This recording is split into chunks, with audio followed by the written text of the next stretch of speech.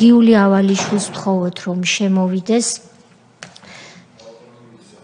წევრებს საკომიტეტო კვირაა და ძალიან ბევრი საქმე აქვთ სხვადასხვა კომიტეტში, ამიტომ ჩემი თხოვნა იქნებოდა, რომ ჩვენ მოусმინოთ ქალბატონ გიულის და სხდომის ეს ნაწილი, გთხოვთ დაბრძანდეთ, მოგესალმებით ქალბატონო გიულის სხდომის ეს ნაწილი ყველაზე გვიან 45 წუთში რომ დავასრულოთ. ქალბატონო გიული, მოგესალმებით. მადლობას მოგახსენებთ მობრძანებისთვის. თქვენ წინ არის გაფრთხილების დოკუმენტი, რომელსაც თქვენ ბევრი დრო გქონდათ, ბოდის გიხდით, რომ გვიან შემობრძანდით. ბევრი დრო გქონდათ და გაცნობილიც იქნებით. გთხოვთ მოაწეროთ მას ხელი.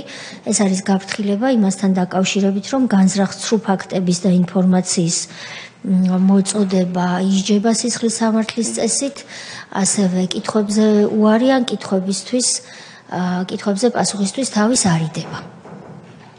გთხოვთ მოაწეროთ ხელი თუ შეიძლება ამ დოკუმენტს და ჩვენ გამოგიყოფთ მკაცრად 10 წუთს იმისთვის, რომ თქვენ გვითხრათ თქვენი სათქმელი თქვენი მხრიდან, გვისმენს საზოგადოება ლაივში გადაიცემა ეს ხდომა თქვენ იცით, ამიტომ რასაც იტყვი ზუსტად ისე გაიგონებს მსმენელი, ამიტომაც ქრონოლოგიურად რომ მოყვეთ და გასაგებად და ჩვენც რომ გავიგოთ, რომ შემდეგ დავსვათ ინფორმირებული კითხვები.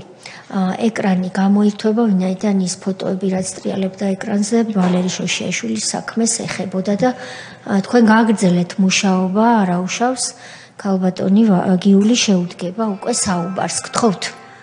კიდევ ერთხელ მოგესალმებით. ჩვენი საქმე, ჩემი ძმის საქმე უბრალოდ საკმაო ინფორმაციას მოიცავს. თქვენი ძმის გვარის სახელიც თქვით თუ გიორგი ავალიშვილი. დიახ. რომელიც დღეს საძანდება. გარდაცვლილია. რომელიც გარდაცვლილია. ეს ჩვენ ვიცით თქვენი განცხადებიდან, მაგრამ მე კითხვებს ხანდახან იმიტომ ვსვამ, რომ მე კი ვიცი, მაგრამ სხვამაც გაიგოს. ესე იგი დღეს თქვენ აქ ბატონი გარდაცვლილი გიორგი ავალიშვილის ნაცვლად ხართ მოსული, რომ მის შესახებ გვიამბოთ, ხო მასე? მოგაწოდოთ ინფორმაცია, როგორ რა ვითარებაში მოხდა მისი დაკავება და შემდეგ ციხეში ფაქტობრივად წამებით მოკლა.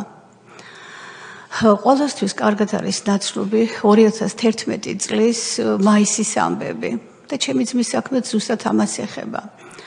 ვიცით, რომ 26 მაისი როგორ სისხლით ჩაახშვეს და მეორე დღიდანვე დაიწყო უკვე დაპატიმრებები. და ვერც ჩემი ძმა ვერ ასცდა. აი ამ რიცხვს, რომ დაპატიმრებულთა სიაში მოხდრილიყო. და ეს ყველაფერი მოხდა როგორ? ჩემ ძმას ყავდა მიკროავტობუსი. და მიკროავტობუსით აი ამ მაისის დღეებში, როცა მიმდინარეობდა დემონსტრაცია, საგარეჯოდან მომიტინგეები გადმოხავდა. რა თქმა უნდა, გარკვეული ანაზღაურებას აძლევდნენ.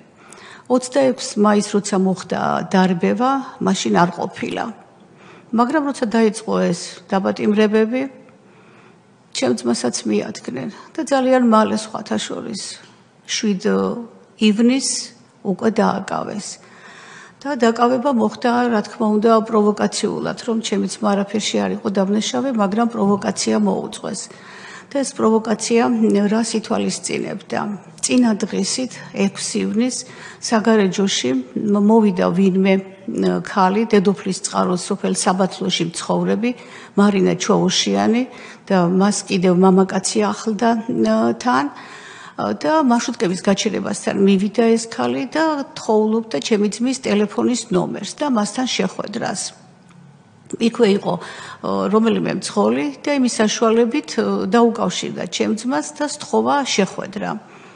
შეხვდა ჩემი ძმაც იმ მამაკაცთან ერთად, ისაუბრეს. საღამოს სახლში მოვიდა ჩემი ძმა და გვეუბნება გახარებული, რომ სამსახური ვიშოვეო. და ხო დავინტერესდი მეც, ვემეთქი საად რა სამსახური იშოვე და ტურისტული ფირმა არისო და ერევნიდან უნდა მგზავრები გადმოვიყვანოს ტურისტები.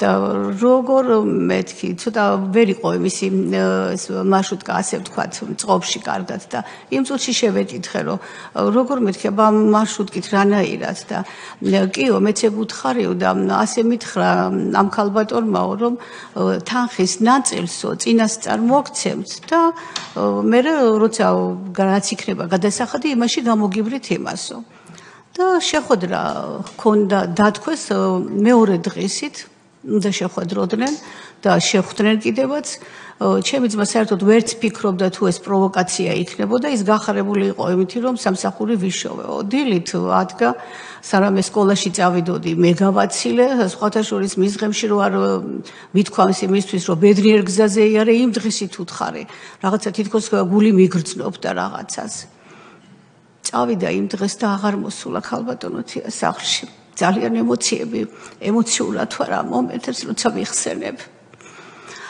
შევხვდნენ თბილისში თაღლაურა რესტორანის წინა პერიმეტრზე ეს ქალბატონი ჯერ წინასწარ აღიჭურმა ვიდეო თვალით ყველაფრით რომ მომხდარიყო ჩემი ძმის დაკავება და წინ დაუდეს ფურცელი სასაქონლო ზედნადების. ხა ჩემი ძმა აზრზე არ იყო რა სასაქონლო ზედნადები იყო და რაზე უნდა მოეწერა ხელი ან როგორ უნდა შეევსო. თვითონვე უკარნახა ამ ქალბატონმა რა უნდა ჩაეწერა იმ ფურცელში და 1000 ლარი უნდა მიეცათ ეს მარშრუტკისთვის რომ ხელი შეევლო.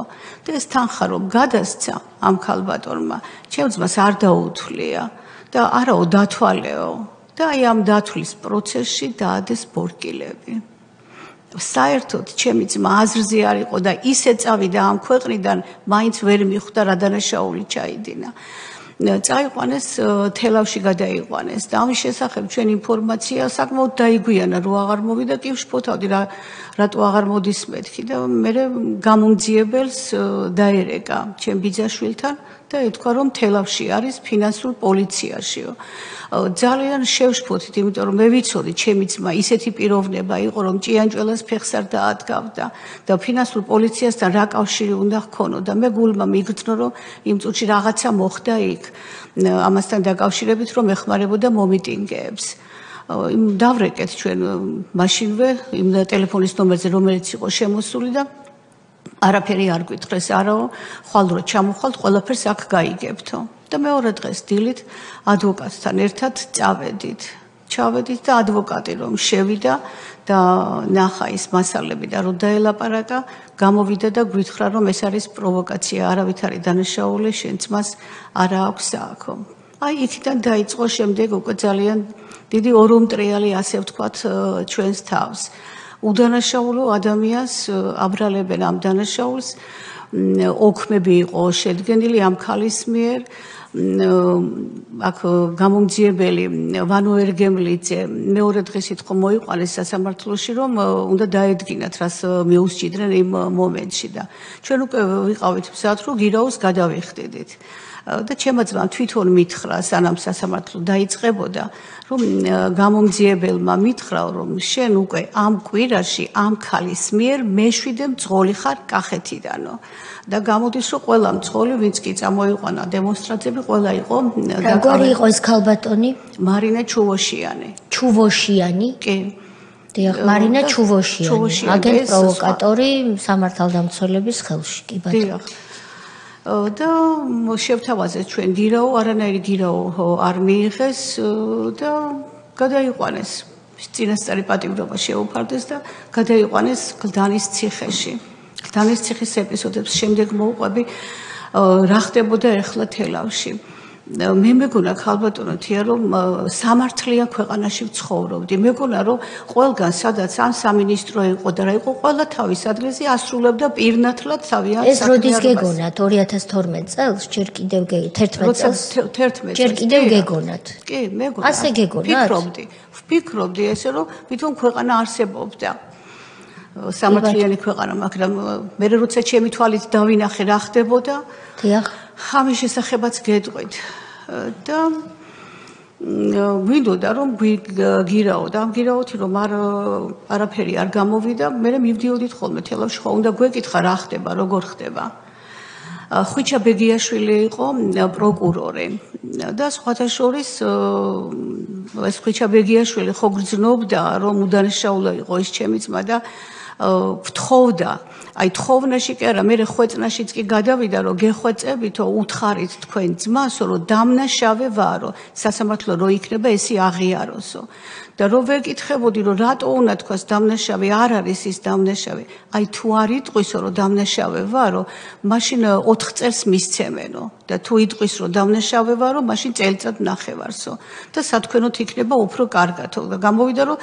ჩემხარეს იყო თუ საით იყო იმ მომენტში ვერ ახვდებოდი მაგრამ ყველაზე მნიშვნელოვანი როცა ჩემი ძმა გამოიყვანეს და უკაგლდანის ციხეს გაუყენეს ხვიჩა ბეგიაშვილის წინ ვედექი და უკითხებს ვაძლევდი და როგორ ჩავიკეცე და როგორ დავკარგე გონება არ მახსოვს და როცა სასტრაფო გამოიძახეს და პირველი თვალები რომ გავახილე ხვიჩა ბეგიაშვილის ცრემლები დავინახე და აი ცრემლებმა მე მაგძრომირა რომ ჩემი ძმა იყო ყველანაირად ალალმართალი და პროკურორი ტიროდა ამას ამბობთ დიახ მე დამტიროდა ფაქტობრივად ასე გამოვიდა იმ მომენტში მაგრამ სხვა მომენტებში მაგასაც აღნიშნავ როგორ იქცეოდნენ ვაჟა მაღრაძე იქ მთავარი პროკურორის მთელავის პროკურორი იყო და ხვიჩა ბეგიაშვილი მოადგილე იყო და ვაჟა მაღრაძესთან გსურდა შეხვედრა ცოცხალი თავით არ შევხვდა არ დაგველაპარაკა არანაირად ჩვენ და პირიქით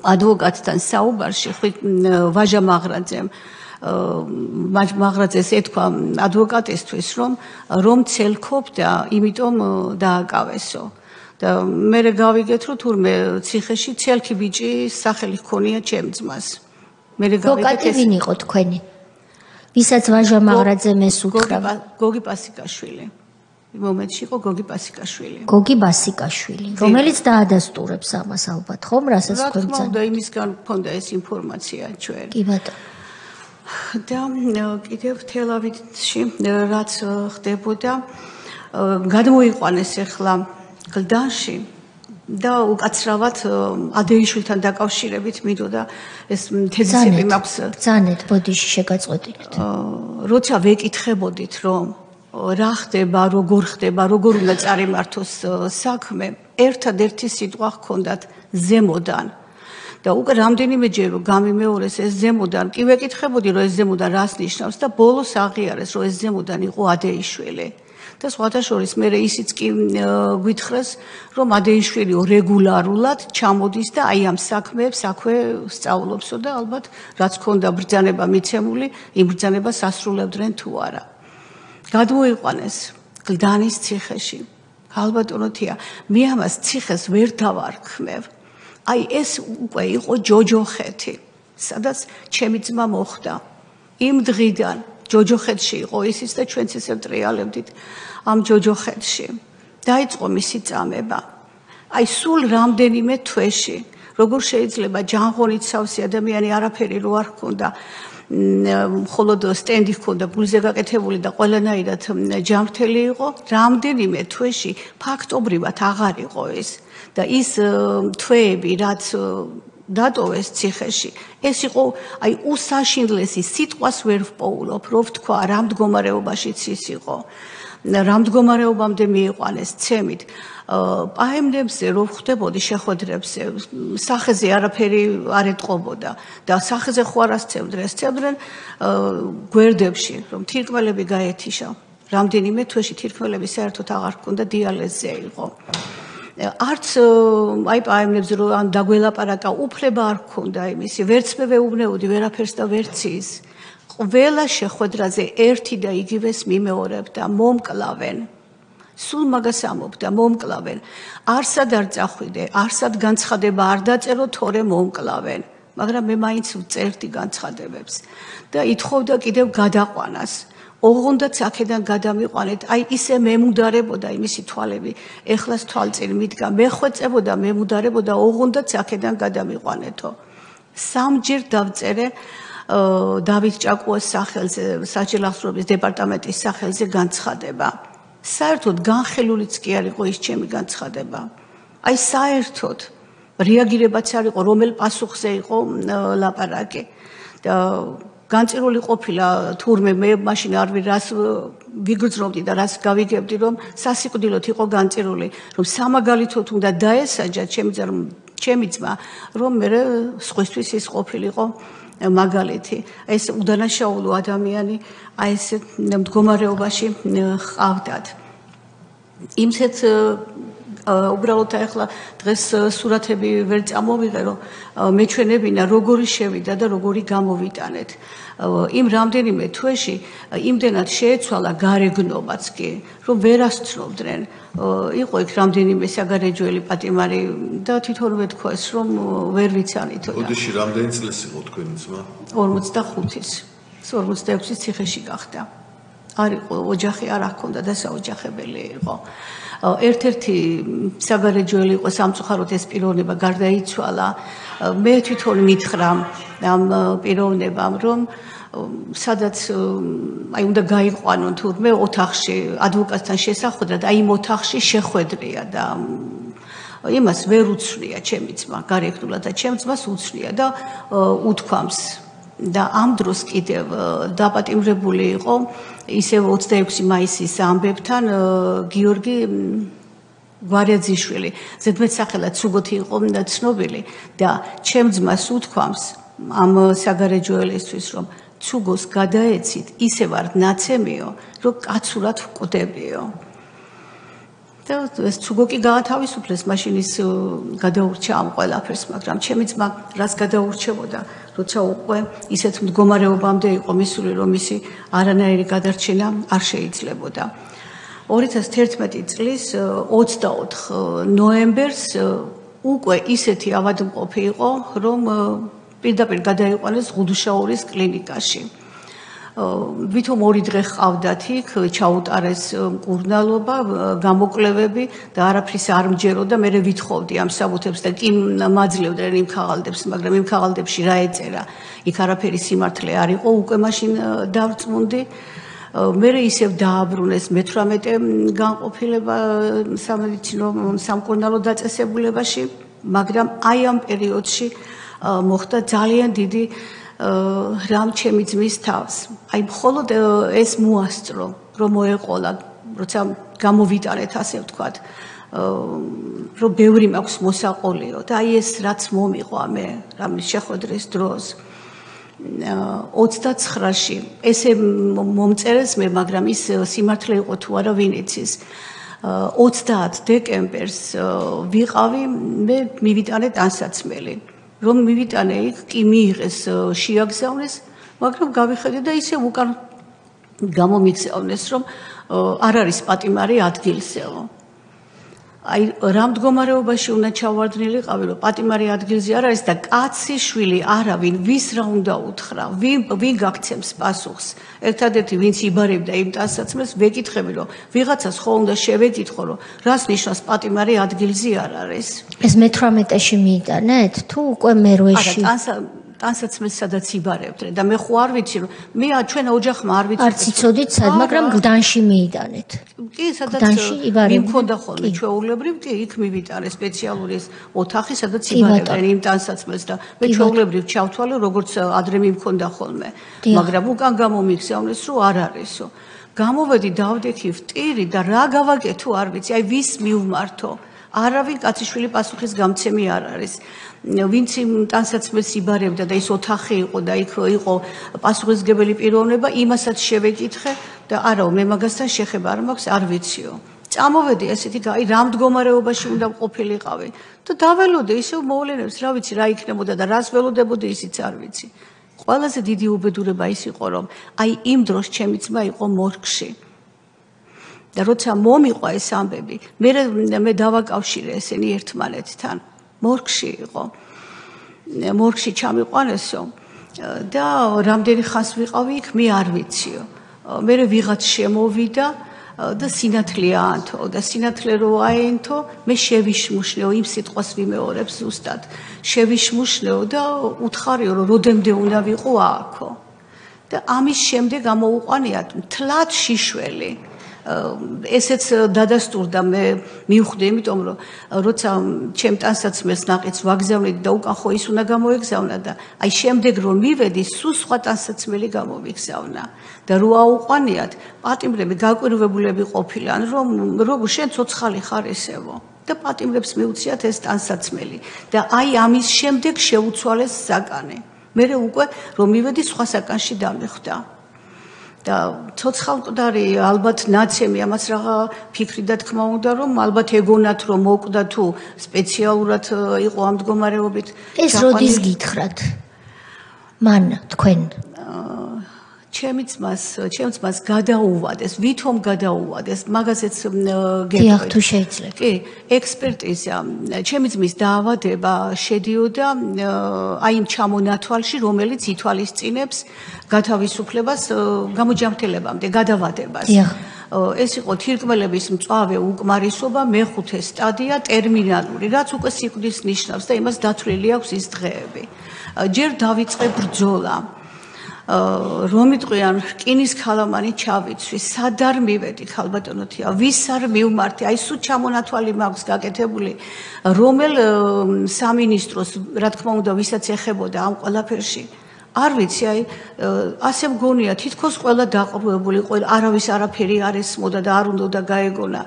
ვიხვეწებოდი რომ ძმა გადამირჩინეთ მეთქი კაცი შვილი პატრონი არავინ არ იყო არავინ პასუხს არ ამცემდა მიღებაც კი არ უნდათ რომ მივეღეთ მე ბოდიში ქალბატონო ჩაგიკითხებით ეს უწყებები გასაგებია და სახალხო დამცველი მაშინ გიორგი ტუღუში იყო მიმართეთ კი მივმართე და არანაირი რეაგირება არ ქონდა საერთოდ წარმოებაში პასუხი გამომიგზავნეს რომ წარმოებაში არ მიიღეს ჩემი ის წერილი რომ არ ექვემდებარებაო სახალხო დამცველსო ანუ ჩემი საქმე არ არისო პატიმრის უფლებებიო სახალხო დამცველმა გითხრათ გიორგი ტუღუშმა გაქვთ ეს პასუხი დღემდე შემონახული ტუღუშის ეს პასუხი გაქვთ შენახული კი მაქვს ხოთაშორის კი ეს არის აი ნანატრი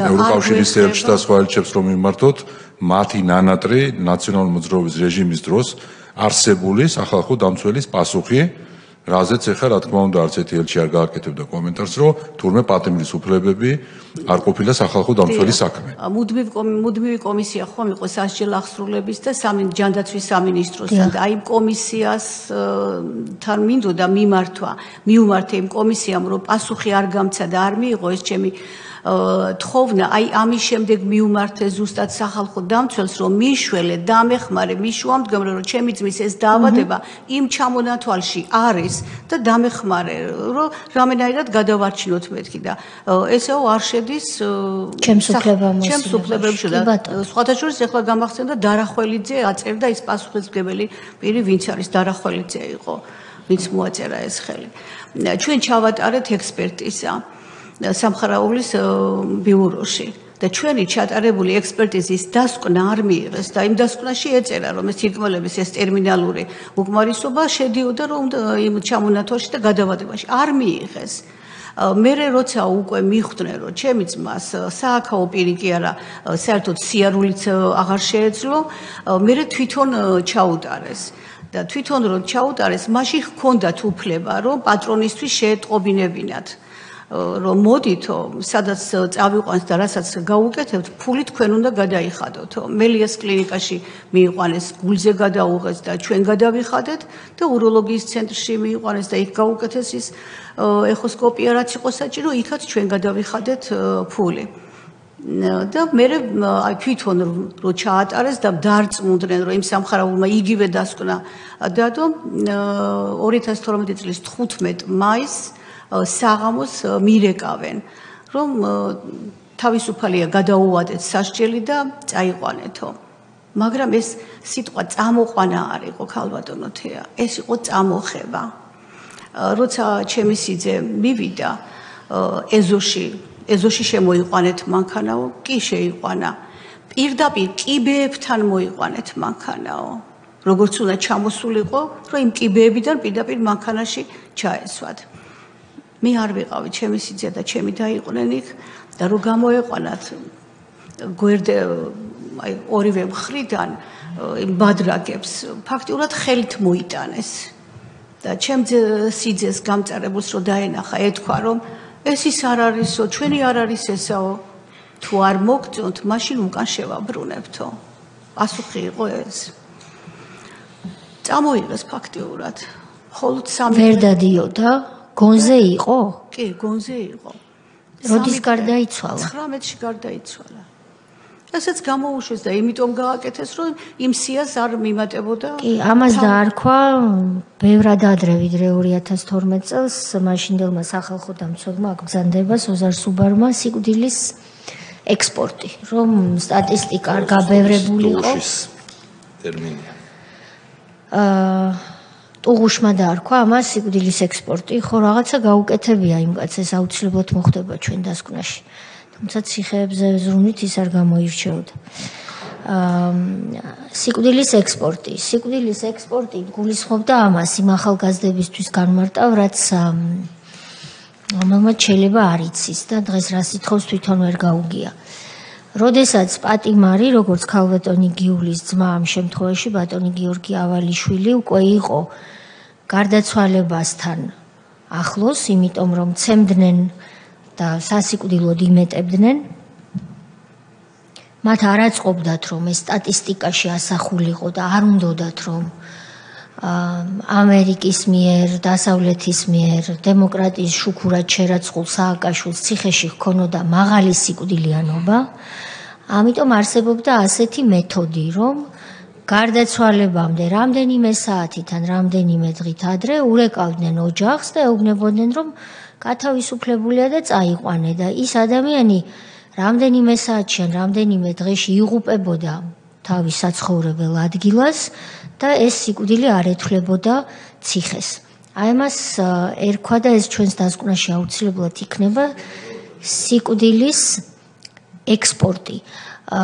ეს მახასიათებელი იყო ჩვენ აქამდე საჯაროდ არ განგვიხილავს ისეთი საქმე, რომელიც სიკვდილის ექსპორტს ეხება და ძალიან მნიშვნელოვანია რომ თქვენ დღეს ჩვენამდე ამ ფორმით მობრძანდით და განვიხილეთ, თორემ განცხადებები რა თქმა უნდა ამის თაობაზეც არის. ბატონი სოზარი, მადლობა რომ შემისწორეთ და ბრძანეთ. ფრაზას კი არ პატარა ინფორმაციას დავამატებდი, მაინც მსმენელისთვის ამ შემთხვევაში. საშუალოდ ყოველ 10,000 კაცს ეკდებოდა დაახლოებით 10,000 პატიმარზე 65-70 პატიმარი. ხა 25,000 პატიმარზე ეს უკვე 140-150 კაცის ფარგლებში იყო, ეს რაც ოფიციალური იყო. საშუალო ევროპული მაჩვენებელი 20-30 ფარგლებში მერყეობს და ჩვენი ხელისუფლების მოსვლის შემდეგ 2012 წლის 2 ოქტომბრის შემდეგ ეს მაჩვენებელი ჯერ ჩამოვიდა 20-ზე დაახლოებით ყოველ 10,000 პატიმარზე, ეხლა 20 არის ჩამოსწნელი დაახლოებით 15-ის ფარგლებში არის ქალბატონი. ნაკლები. 10-ს არ შორდება არც ერთ წელს, ჩვენ გვაქვს სტატისტიკა, ამასაც დასკვნაში ავსახავთ. მაქსიმუმი 10-იც ძალიან ბევრია ხოლმე. და ეს რატო არის? იმიტომ რომ ჯერსი განიტვირთათ ციხები, მიუხედავად იმისა, რომ უნდა ვთქვათ, რომ დღევანდელი ოდენობაც ბევრია, რაც არის ციხეში. 2.5-ჯერ ნაკლებია. მაგრამ 2.5-ჯერ ნაკლებია, ვიდრე მაშინ იყო და პატიმრებზე მიდის მზრუნველობა. ეხლა ადამიანი ბუნებრივია, ნებისმიერი ადამიანის სიკვდილი ტრაგედია არის ამავდროულად, მაგრამ ეხლა იმას რომ საერთოდ არ უნდა მოკვდეს არავინ, ამას ვერავინ ვერ უზრუნველყოფს, სოფლის ერთ-ერთ ქვეყანაში პატიმრებს შორის გარკვეული დანაშაულით შეიძლება მოხდეს, ავადმყოფობა არის, მოულოდნელობა არის, მაგრამ თლიანობაში ეს არის შემცირებული ძალიან მკვეთრად. ჯერადად თქვა 6-ჯერ შემცირება გამოდის, ხო? ანუ 600%-ით და ეს რომ სიკვდილის ექსპორტიც, რომელიც მართლა არის გიორგი ტუღუშის მიერ შემოღებული ტერმინი, დამკვიდრებული ტერმინი, რომელიც ნიშნავდა ტერმინალურ მდგომარეობაში ავადმყოფების გაწერას, რომ ციხეში კი არ მომკვდარიყო სამოქალაქო სექტორში, რომ ეს იმ სტატისტიკაში არ ასახულიყო. ამ შემთხვევაში ეს რიცხვი იქნებოდა გაცილებით დიდი, გაცილებით შეიძლება 2-ჯერ და 3-ჯერ დიდიც. მით უმეტეს უდანაშაულო ადამიანი, რომელიც შემთხვევით იყო პატიმარი, გიორგი ავალიშვილზე ვსაუბრობ და თქვენ გქონდათ 3 დღე თქვენს ძმასთან, რომელიც სიკვდილის პირას იყო. ძალიან ბევრი მაქვს მოსაყოლიო. რისი თქმაც მოასწრო არის ის რომ ის ცოცხალი მორგში ყავდათ მიცვალებული ჩათვალა ვერც ხვდებოდით შეგაწყვეტინეთ ქალბატონოთი ამიტომ რომ დიალეზზე დაგვყავდა იქ რამდენი საათი იყო და ფაქტობრივად აი რა ვიცი რამდენი შეიძლება ითქვას რამდენიმე საათი ვიყავით ერთად იმ 3 დღის განმავლობაში კიდევ რა გიამბოთ ან მორგში ყოფნის დეტალები ხომ არ გიამბოთ რაც გითხრათ ყველაფერი რომ გადმოგცეთ თუ შეიძლება რისი თქმაც მოასწრო მორგში რომ იყო იქ ალბათ გათიშული იქნებოდა და ალბათ რაც იცოდა ის გითხრა მორგთან დაკავშირებით გონებაზე არ იქნებოდა რა მე ასე ვფიქრობ მაგრამ მორგი არის ხანდახან ცარიელიც მორგია მაგრამ იქ არავინ არ არის და ხომ არ უთქვამს იქ იყვნენ ცხედრები იყო მასთან ერთად ეგ არ გახსოვთ მაგის შესახებ არაფერი მაგრამ მორგი რომ იყო ნამდვილად იცის კი ეგ კი თვითონვე თქვა იმიტომ რომ აიყვანეს თლად შიშველი ვიყავიო და ბიჭებმა ჩამაცვესო აი მის სიტყვებს კიდევ რა თქვა სხვა რამე ხომ არ გახსოვთ რაც გიამბოთ მცემის შესახებ ხომ არ მოუყოლია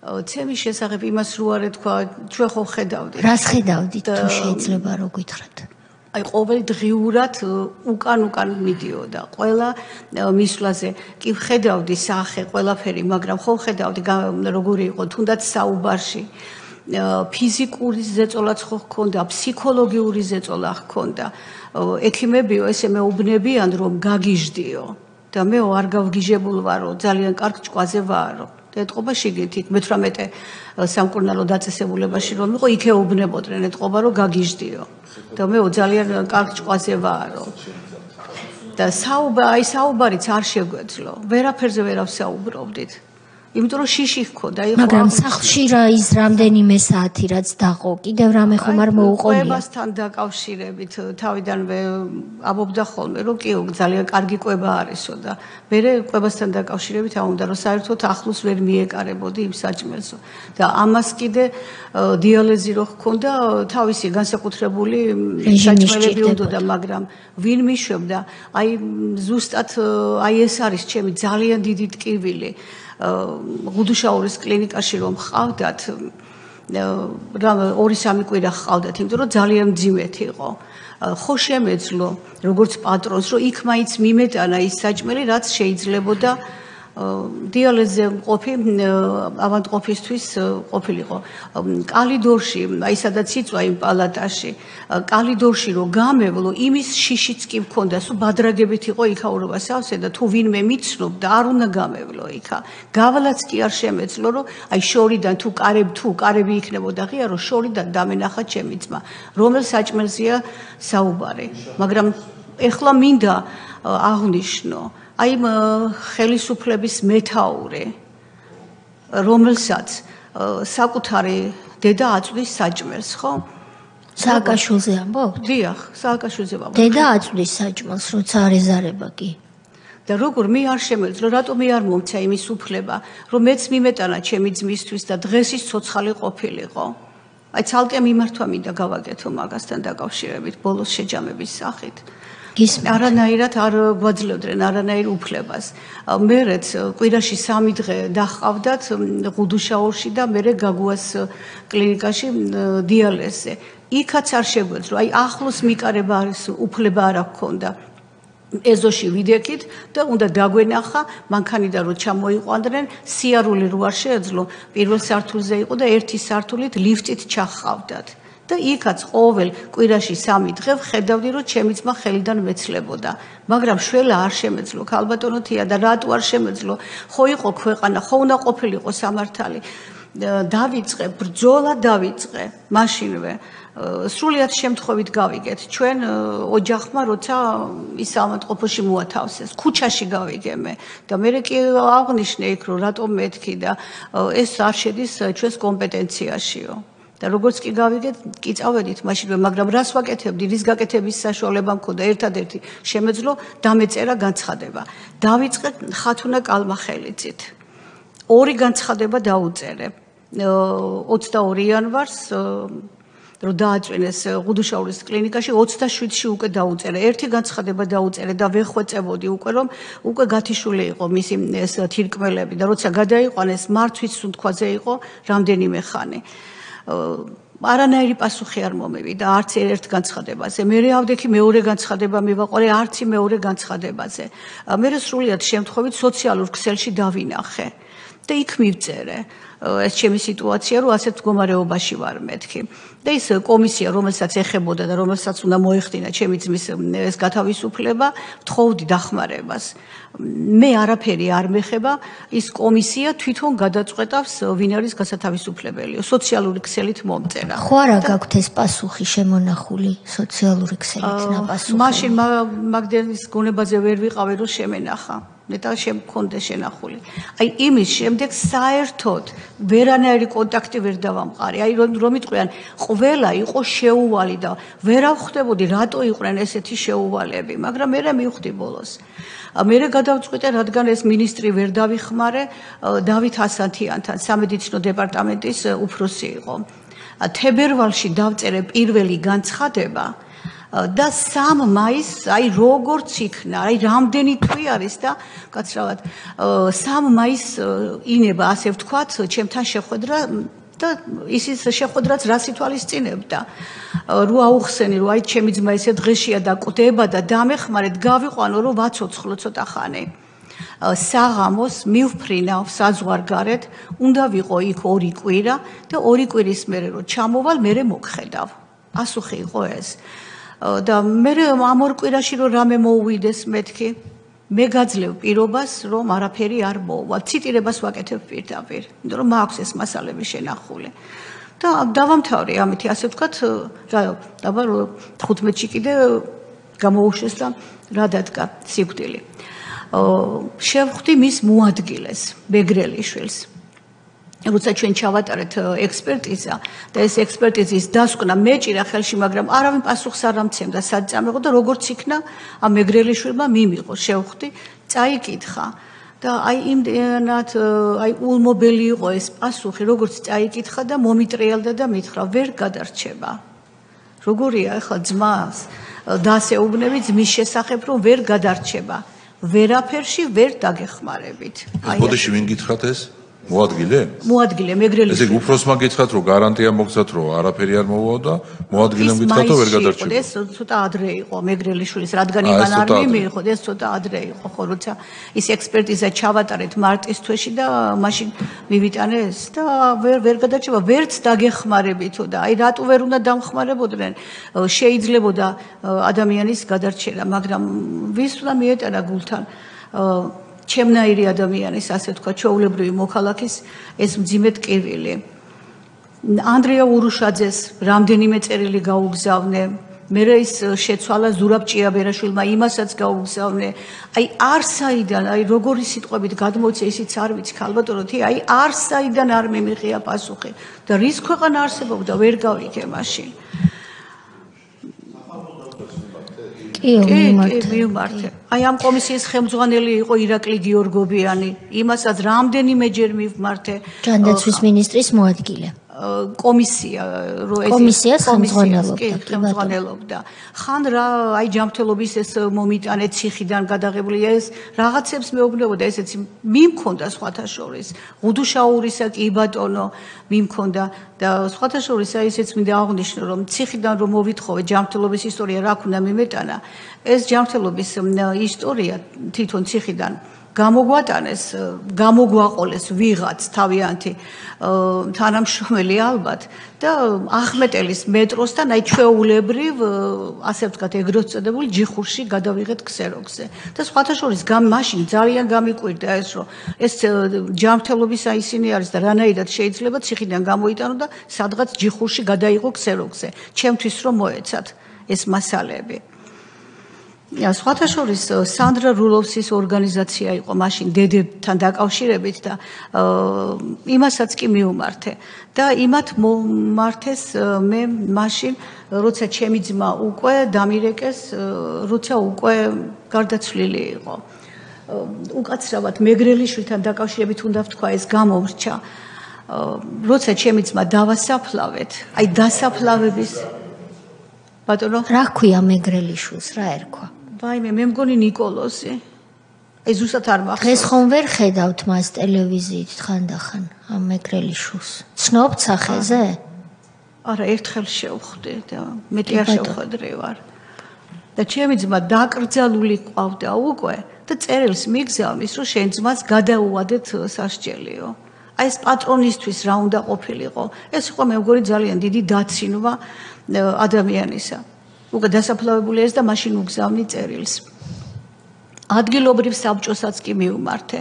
წავიკითხე იქაც რომ ეხებოდა და რადგანაც არ შეახეს ეს განახევრებულზე, მე გადავწყვიტე რომ დამეწერა საჩივარი. ჩემმა ძმამ სასტიკად გამაფრთხილა. როგორც კი შენ საჩივარს დაწერ, იმ წუთში მომკლავენო. აი სულ სანამ ის ციხეში იყო, მარტო ეს სიტყვა ტრიალებდა იმასთან, მომკლავენ. სულ მაგას გვეუბნებოდა. შეწყალების თხოვნით მიმართა პრეზიდენტს. და იქიდან დადებითი დახასიათება გადააგზავნეს. ეს იყო 15 აპრილს უნდა ყოფილიყო ეს შეწყალება. ელენე თევდორაძეს შევხვდი, ძალიან კარგად მიმიღო სხვათა შორის მინდა აღნიშნო, ეს ჩემი ტკივილი რაც იყო, კარგად გაითავისა და მითხრა, რომ შეწყალებულთა სიაში არის შეტანილიო, შესაწყალებელთა სიაში არის შეტანილიო. და რა ვიცი, წამოვედი მეც და ხა ველოდები რომ მოვიდეს 15 აპრილი, სანახევროდ მიხარია, ასე ვთქვათ, და რომ გამოვედი, მე ვხედავ რომ მესმის ქალბატონო. აი ოთახიდან გამოვიდა ქალბატონი ელენე და დამიძახა, რომ ერთი წუთითო მივბრუნდი. ოღონდაც გთხოვთ პროკურატურაში ვინმე ნახეთ. აი ის კი უკვე გავჩერდი. რომ არაფერი აღარ იქნებოდა.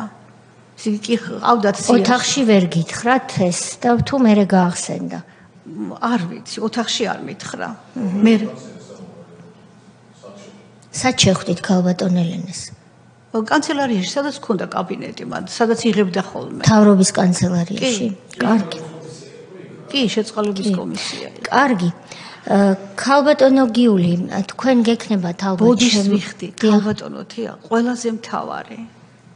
მივედი იქამდე, ბოდის ვიხდი. მიხეილ სააკაშვილს მივმართე 4-ჯერ. ნუ თუ შეიძლება, ვერც წარმომედგინა, ჩემი არჩეული, ჩემი ძმის არჩეულ პრეზიდენტს აი ესეთი უყურადღებობა გამოეჩინა თავისი მოქალაქის მიმართ.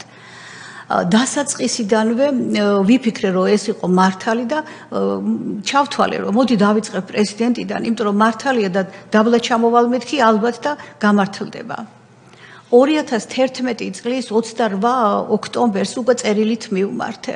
ვეხვეწებოდი, ვემუდარებოდი, უხსნიდი, რომ ალალ მართალი ადამიანი იყო და დაევალებინა, ვისაც ეკუთვნოდა ეს ყველაფერი, რომ შეესწავლათ. სამარისებული სიჩუმე იყო. შემდეგ 2011 წლის 30 ნოემბერს კიდევ მივმართე. აქედანაც ხელმოცარული დავრჩი. და რაღა უნდა გამეკეთებინა ამის შემდეგ და მე დავიწყე უკვე სხვა სამინისტროებში წერილების წერა. როცა უკვე ცუდად იყო 2012 წლის 3 მარტს კიდევ მივმართე. ეს უკვე დაავადებული ეს სიკვდილის პირას მისული. კიდე არაფერი პასუხი. 12 წლის 12 აპრილს კიდევ მივმართე, როცა უკვე დღეები გააქვს დათვლილი.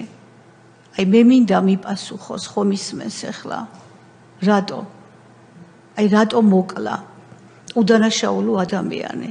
რატო ამოწყვიტა ერთი ქართული ოჯახი, რომელიც თავისთვის წყნარად, მშვიდად ცხოვრობდა და იყო? რატო მომიკლა? აი ამ რეჟიმმა რატო მოკლა? რატო იყო ესეთი რეჟიმი? ეხლა თვითონ იმყოფება ოროთახიან მშვენივრად ვივამედის კლინიკაში. არაფერი არ აკლია.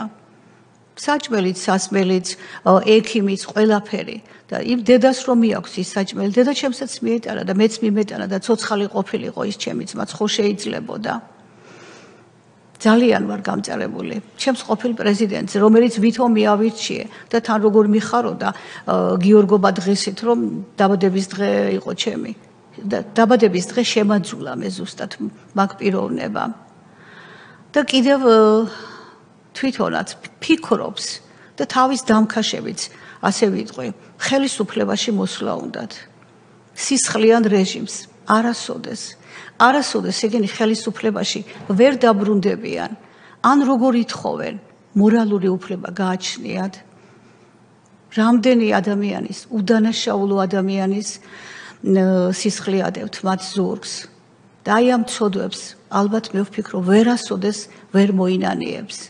მაგრამ მე პირადად როგორც ჭეშმარიტი ადამიანი, მაინც ჯანმრთელობას და დიდხანს სიცოცხლეს უსურვებ. მაგრამ მე მინდა გამცეს პასუხი, რატომ მომიკლა მისმა რეჟიმმა უდანაშაულო ძმა. მე ერთხელ უკვე მიუმართე ტელევიზიით მას, წერილი გაუგზავნე. მაგრამ პასუხი არ გამცა. იქნებ ეხლა მაინც გამცეს პასუხი. რატომ? მარტო ჩემი ძმა არ იყო ეს. ჩემი ძმისთანა ძალიან ბევრი არის და ძალიან ბევრი დედა არის ატირებული და ბევრი ოჯახი, აი ისი ამოწყვეტილი, როგორც ჩემი ოჯახი არის ეხლა ამოწყვეტილი, რომ იმას გვარის გამგრძელებელი და არავინ არ დარჩა. აი ესე მომისპო ძმა, რატო? მინდა რომ მიპასუხოს. უკაცრავად, ანიმატმა მაინც გიპასუხონ, ვინც სააკაშვილის დემოკრატიის შუქურას უწოდებდა და დღემდე უწოდებს. არა, არავინ. ელჩები იქნებიან თუ ნებისმიერი უცხოელი თუ აქაური პოლიტიკოსები, ვინც დღემდე უწოდებს სააკაშვილს და ნაცმოძრაობას ევროპული ღირებულების მქონე პოლიტიკოს და პოლიტიკურ პარტიას. ის სავარაუდოდ არ ვიცი გიპასუხებ თუ არა, ალბათ არა, იმიტომ რომ 4-ჯერ მიმართეთ და არ გიპასუხავთ, მაგრამ იქნება აი ელჩებმა გიპასუხონ. ვისაც მიაჩნია დღემდე რომ აი სააკაშვილი რომელიც რეჟიმმა თქვენ ძმა მოგიკლა და კიდე ბევრი ადამიანები ზოგი მოკლა და ზოგს ქონება წაართო და 1000 უბედურებაში გახვია. ქვეყანა აი იმათმა მაინც გიპასუხონ. უკვე მე რამდენი ხარ თქვენ არ ვიცი აბა 100 მე რამდენი რომელიც აქ მოვიდა კომისიაზე და თავისი ოჯახის წევრის სიკვდილს წამებას და უბედურებას ყვება, იმიტომ რომ ისინი ვერ მოყვებიან, რადგან გარდაცვალებულები არიან თორემ ამის წინ ვინც იყო თავის უბედურებას კიდე ბევრი ადამიანი ყვება. ადგილას სადაც დაუშვათ არიან მსჯავრდებულები. არ მინდა უსურვო, მაგრამ კი ბატონო. მაშინდელი ციხე და დღევანდელი ერთია და იქ უნდა იყოს, მაგისი ადგილი არის იქ. კი ბატონო, ჩვენ ამაში გეთანხმებით, რომ სააკაშვილის ადგილი არ არის ვივამეთში. მისი ადგილი არის სასჯელო აღსრულების დაწესებულებაში. ქალბატონო გიული, მე მხოლოდ ერთ კითხვას დაგისვამთ, იმიტომ რომ ყველა დრო ამოგვეწურა სამწუხაროდ და სადღაც 5 წუთში ჩვენ ვალდებული ვართ ჩვენი თავარი არ მithქვავს ქალბატონო თია. დავხუროთ კითხვას დაგისვამთ და ის მთავარიც უკვე უნდა ბრძანოთ დროა. თქვენ თქვით რომ იმიტომ რომ ამდენ უბედურებას რო ვისმენთ, რაც ერთი ადამიანის თავს მთელმა სახელმწიფომ დაატრიალა, ჩნდება კითხვა რატომ. გაკვირთ კი თქვა თავში, მაგრამ ეს ახსნას ცოტა მეტად საჭიროებს, თუმცა მოკლედ. თქვენ ახსენეთ სიტყვა ცელქობა. რომ რა ეგონა, აბა რომ ცელქობდაო. რას გულისხმობდა პროკურორი ცელქობაში? რა დააშავა ბრჭყალებში თქვენმა ძმამ ისეთი მიუღებელი სააკაშვილის რეჟიმისთვის, რომ რეალურად დააპატიმრეს უდანაშაულო ადამიანი და ციხეში მოკლეს ცემით. მხოლოდ ის, რომ მომიტინგები გადმოხავდა აქციაზე. თბილისში მიმდინარე აქციებზე, დიახ. თავისივე სამარშრუტო ტაქსით, დიახ. ეს იყო მეტი არაფერი მას ეგ ჩაუთვალა ცელქობად. მაგრამ თქვენ მას ხმას აძლევდით როგორც პარტიას, ხომ, ნაციონალურ მოძრაობას. პირადად თქვენ. როცა იყო არჩევნები? დიახ, რა თქმა უნდა, აბა. ანუ თქვენ რეალურად ნაციონალური მოძრაობის ამომრჩეველი იყავით. რა თქმა უნდა. და ამიტომაც იყო 2011 წელს გაკვირვება რომ დადგა. რომ ასე როგორ იქცევა ჩემივე ნდობა გამოცხადებული პარტია. 2003-ში რომ მოვიდა პრეზიდენტად, მთელი ამბით აღარ ვიცოდით რა გვექნა და იმიტომ ვიყავი გაკვირვებული, რანაირად შეიძლება რომ შენ ამომრჩეველ, შენ მოქალაქეს, საერთოდ ყურადღება არ მიაქციო, არანაირად. ეს მომოკლა ციხეში, გასაგებია. უბრალოდ მოკლა. ბრძანეთ რისი თქმაც გინდოდათ და თუ შეკითხვები არ იქნება, ბატონ სოზარს უნდა რაღაცის თქმა და შემდეგ დავხუროთ. როგორ არ თქვა, მადლობა. როცა შეიცვალა ხელისუფლება, დავიწყე მე ისევ ის ჩემი განცხადებების დაწერა და ყველაზე მნიშვნელოვანი იყო ის ფაქტი, რომ მთავარ პროკურატურაში შეიქმნა სამართალწარმოების პროცესში ჩადენილი დანაშაულის გამოძიების დეპარტამენტი და მივესალმები ამას და კიდევ ერთხელ მადლობა ამისთვის. ამ დეპარტამენტში დავწერე განცხადება, შეისწავლეს ჩემი ძმის საქმე და 2019 წლის 17 ივლისს უკვე სახლში მომიტანეს განაჩენი, რითაც ჩემი ძმა გამართლდა, მოხდა მისი რეაბილიტაცია, გამოძიება ჩატარდა. ეს იყო კიდევ ერთი სიკვდილი ჩემთვის, როცა ის განაჩენი წავიკითხე. განაჩერით სცენარი იყო დაწერილი, მოცემული ამ განაჩენში. და აი ამ სცენარის დამწერი იყო ხუდა პაჭკორია. კახეთის ფინანსური პოლიციის, ისევ ფინანსური პოლიციის სამმართველო საგამოძიებო, შეიძლება სწორად ვერ ვაფორმულირებ, სამმართველოს უფროსი, რომელმაც დაიბარა ეს ქალბატონი ჩოუშიანი, დაწერა ეს სცენარი, დაარიგა, როგორ უნდა მოქცეულიყო, როგორ უნდა მისულიყო ჩემი ძმასთან, ეს ზედნადები როგორ უნდა მიეტანა, როგორ უნდა ესაუბრა, რომ დაეყოლიებინა ჩემი ძმა, რომ დათანხმებულიყო და ამის შემდეგ ზუსტად ეს სცენარი რაც დაწერა, ხუდა პაჭკორიამ მშვენივრად შესრულდა. და ქალბატონმა ამ სცენარის შემდეგ, როცა ჩემი ძმა უკვე დააკავეს, 700 ლარი მისცა ხუდა პაჭკორიევა, 700 ლარი გადაუხადეს ამ ქალბატონს. ანუ ხუდა პაჭკორიას დავალებით დიახ. ვინმე ქალბატონმა ჩუვოშიანმა 700 ლარად გააუბედურა ოჯახი. და არა მარტო. მოკლეს კაცი ცემაში. ჩვენი ოჯახი, ვანო მერგემლიძის გამომძიებლის ჩვენება არის. და ის პირდაპირ აღნიშნავს, რომ ამ ქალის მიერ ჩემს საქმეში ეს ქალი ბევრჯერ ფიგურირებს და ეს თავიდანვე აღნიშნებენ. ჩემ ძმასაც ხო უთხრა, უკვე მეშვიდე მძღოლი ხარო. თქვენი ძმა რომ გამართლდა. ეს იმას ნიშნავს, რომ პაჭკორიადან დაწყებული კიდევ არაერთი ადამიანი იყო უდანაშაულო ადამიანის გაუბედურებაში წვლილი ჰქონდა. სამართლებრივად რომ არ თქვა, ასე ვიტყვი, წვლილი ჰქონდა. მათ წინააღმდეგ იყო რაიმე პროცედურა განხორციელებული? სამწუხაროდ არა. არა. მე დავწერე განცხადება, შევიტანე პროკურატურაში. და ვითხოვდი, რომ პასუხი ეგოთ კანონის წინაშე. მე-6 წელი არის. ელოდებით პასუხს. ელოდებით პასუხს. გავაგზავნე პასუხს, მომივა დაკოპირებული ერთი და იგივე მიმდინარეობს გამოძიება. როგორ ხუდა პაჭკორიამ არ უნდა აგოს კანონის წინაშე პასუხი უდანაშაულო ადამიანის დიახ თვითონ პროკურატურას უწერია სცენარი მისი იყო უწერია ეგ დაგიტოვეთ რა თუ გაქვთ აი რაც პროკურატურიდან მოგვივიdat გამამართლებელი ან ჩვენთან არ განცხადება მაქვს მე აქ შემოტანილი და იქნებს მაგრამ მოგაწყვი კიდევ არა თუ არის რაც გვაქვს ის აღარ გჭირდება თქვენ კი რაც არ გვაქვს ან დაგვიტოვეთ ან მოგვაწოდეთ ან ჩვენვე გამოვითხოვთ პროკურატურიდან არ იქნება პრობლემა მიმდინარეობს გამოძიება და კი ბატონო იქნებ 13 წლიანი ჩემი ეს ბრძოლა რამენაირად ხო კარგია რომ ამ ბრძოლამ რომელსაც გარდაცვალების მერეც, ნუ ასე უნდა ვთქვათ, დაზარალებულისთვის აქვს აზრი, იმიტომ რომ ის კი ვერ გააცოცხლებს ბატონ გიორგის, მაგრამ დაზარალებულს თავისი კონკრეტული უფლებები აქვს, მან უნდა იცოდეს სიმართლე და ასე შემდეგ. უამრავი ჩამონათვალია დაზარალებულის უფლებების, როგორც საერთაშორისო ხელშეკრულებებში, ასევე ჩვენს კანონმდებლობაში.